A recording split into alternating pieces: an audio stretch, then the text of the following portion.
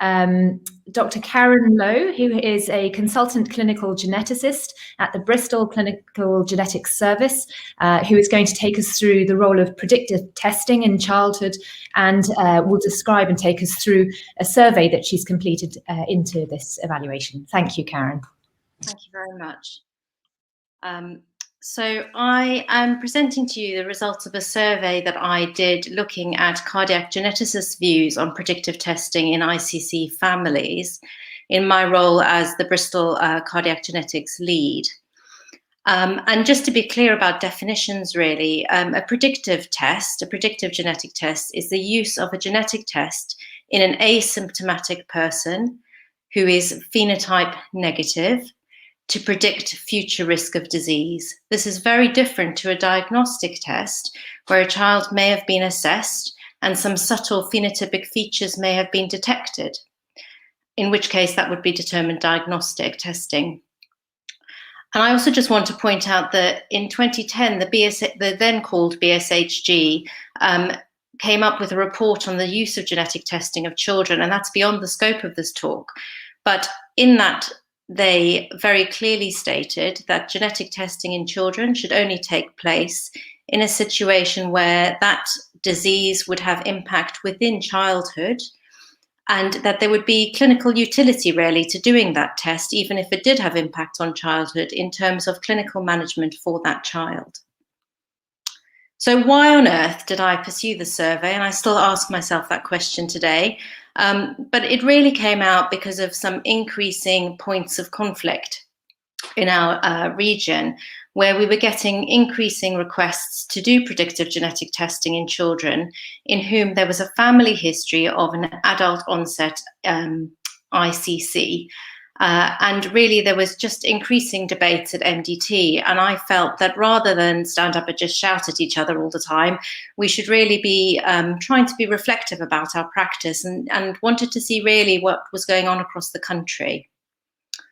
So just a bit of background. There are some guidelines in existence, but these were from the ESC and they're almost 10 years old now. And actually in that time period, some new evidence has been emerging regarding management in certain conditions, such as in hypertrophic cardiomyopathy.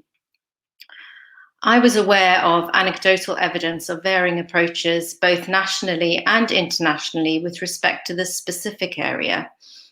And there certainly are and continue to be existing tensions between really the need to advocate for the rights of the child, and that's the right of the child to make their own decision at some point when they are able to about wanting to have genetic testing, versus that overwhelming parental need to know, as well as, and this is a really big point, the increasing burden of healthy children who are phenotype negative in cardiology clinics, but who are being recalled for clinical screening. So what was the survey? I approached 23 UK clinical genetic centres, which is all of them, and I had responses very luckily from 22. I asked the leads for cardiac genetics to complete an Excel spreadsheet regarding, and this is a really important point, when they would consider doing testing rather than what is the standard practice for every child in that situation. This is very much a case of a case by case, would you consider doing testing? And this is split into conditions and also split into their approach for a class 5 pathogenic variant versus a class 4 likely pathogenic variant. In the case of the likely pathogenic variant, I also asked whether they would discharge that patient if the test was negative. And the reason for doing that was going back to those ethical considerations from BSHG in 2010 about whether actually should you be doing a test if you're going to just carry on doing the exact same clinical management regardless of the result. I also gave some free text options. And so this is just really, again, making sure that I'm putting this clearly into context, that I'm not trying to say that this is what geneticists are doing as standard practice across the country for all of these conditions. I don't want people running away after this talk to say that they should be doing genetic testing in all these children. It's more that if there is a very, very clear desire from a cardiologist and a family to do the test, would the genetics team go ahead with it? So long QT1, everybody would do testing in class 5 variants, and many of them would do that from birth. And the same was true for class 4, where the majority would test. There were a few who were a little bit cautious about being convinced of segregation or the variant, and 2 wouldn't test at all for a class 4. And the majority said they would discharge after testing if genotype negative, but 1 actually would have continued clinical screening until age 17. For long QT2, again, everyone would test for a class 5, and most would be from a young age. For class 4, a few were less sure about testing, so 16 would at any age, 3 definitely wouldn't, and 3 would depend. The majority wouldn't follow up if genotype negative, but 1 again would follow up until age 17, and 1 would give counselling regarding symptoms requiring re-investigation and non-segregation. Exactly the same responses for long QT3 as long QT2. And actually, in our further discussions on a national basis, we found that really the long QT group seemed to be the least controversial. And there seems to be agreement that there is generally clinical utility for testing here. ARVC, it was very interesting to hear Melanie Watson's talk already, and she's given some nice context for this. This is obviously a difficult area because of its sport implications. But it's also difficult because of its severity of phenotype. And that was one of the things that was mentioned in the 2010 document about the degree of caution that is really needed, which should increase with the severity of phenotype. So for class 5, 19 would offer testing, but with very varied opinions about when the right age to test would be. Most were in favour of age 9 or 10, around the age CMRs would start, but a few were later and a few were younger. This drops to 13 in a class 4 situation. 3 definitely wouldn't, 5 would depend on variant and family history and context, and 4 would not discharge from screening until adulthood for genotype negative. HCM, the majority would test, but with varying opinions about age. For class 4, 16 would test, 4 wouldn't, and 2 very rarely. And 1 commented that they would consider testing if children engaging in competitive sport or planning a career in sport, with counselling that the variant was only likely pathogenic and needed to be updated if things were changing. Symptoms must be reported or investigated, and if anyone with HCM in the family didn't have the variant, that further genetic testing might be needed. And 2 would want to keep children under follow-up if genotype negative. DCM is obviously quite a mixed bag, but all would offer testing for class 5, but the age would depend on the pedigree and the gene. Some themes emerged really, to test young for lamin A, bag 3 and TIMP1. Pretty much everyone said they wouldn't test for titin in childhood in a predictive situation. And for other genes, most would test at some point in the teenage years. Class 4, this dropped quite significantly. Only half would test. 2 would keep under clinical follow-up until 20s if genotype negative, and 2 more said it would depend on the gene and the variant.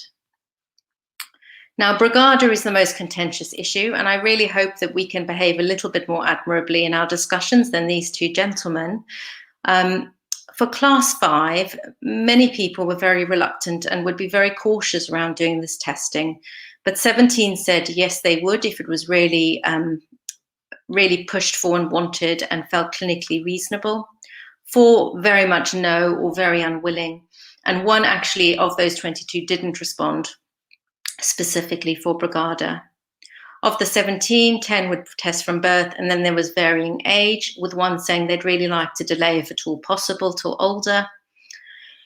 Class 4, the numbers dropped to 15 with 5 definite no's. And really big one to point out was regarding genotype negative discharge, with about half saying they would recommend keeping under follow-up until adjumeline or adulthood.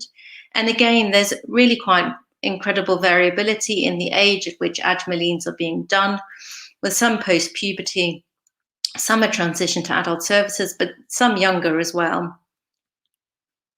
And then what was quite nice is that I was able to get some further context, which wasn't part of the survey, but very kindly information supplied by email. And it just shows our different ways of working and differing setups. So some centres are still doing the majority of diagnostic and predictive testing in clinical genetics, whereas some are even doing predictive testing within cardiology, although note the test directory no longer supports that. The majority of centres appeared to run parallel services with ICC MDTs, whereas 2 genetic services are fully embedded within cardiology. And most centres are using genetic counsellors to do the bulk of the paediatric predictive testing, although this is still being done fully by consultant clinical geneticists. So testing utility in an asymptomatic phenotype negative child, well, it relieves parental anxiety. It enables lifestyle choices in certain conditions, particularly with regards to sport. And it enables safe discharge from clinical screening. Sorry, I also should have put there, for very specific circumstances, it may also enable early treatment, even if phenotype negative. Things to consider though, Facebook and social media really is a big one. So particularly in things like Brigada, families talk to each other and find out a bit differing approaches. And we've had one family who questioned our caution around genetic testing where they'd received a genetic test somewhere else. We do need to think about maintaining child autonomy. There is the possibility of children being labelled and a negative psychosocial impact, which Melanie's already talked about earlier. Parents do later report the negative impact and post-test guilt, change in parenting style, and the impact on choices for children. There is a theoretical risk of medical legal action as an adult, which has never been tested in court, but is possible.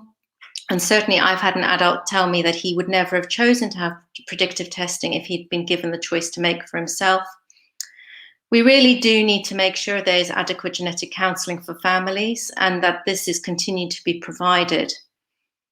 And should we be doing a test if we're going to continue to recommend follow-up even if genotype negative? And this is my big question, is a lack of guidelines regarding the clinical screening, specifically per condition, at what age and at what interval, resulting in full cardiology clinics of healthy, unaffected, at-risk children who are symptom negative, driving requests for testing rather than real clinical need and best interests of the child. So in an update to that 2010 document, there is currently a new document being drafted by BSGM, and myself and Victoria Mackay have tried to compile something specifically regarding predictive testing in ICC families for children. However, after going back and consulting all 23 centres, we found diametrically opposed opinions, which were fiercely vocal. And so, in fact, we've only been able to include a paragraph really stating how controversial the whole area was and how important it was to be done in an MDT setting with adequate genetic counselling. So my conclusions on the matter is that there's a lack of consensus, but very fiercely held opinions. The importance of keeping our individual patients and families at the centre of our care and allowing appropriate counselling and input. We desperately need national and international consensus regarding clinical screening, which may then impact on this need for genetic testing.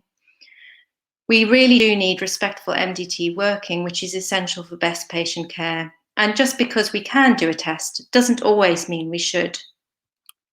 I'd like to thank lots of people who helped with this work. Obviously, everyone who very kindly took the time to answer the survey. Victoria Mackay, who has worked with me on the BSGM document. Claire Turner and Catherine Mercer, who's provided endless support in our regional network.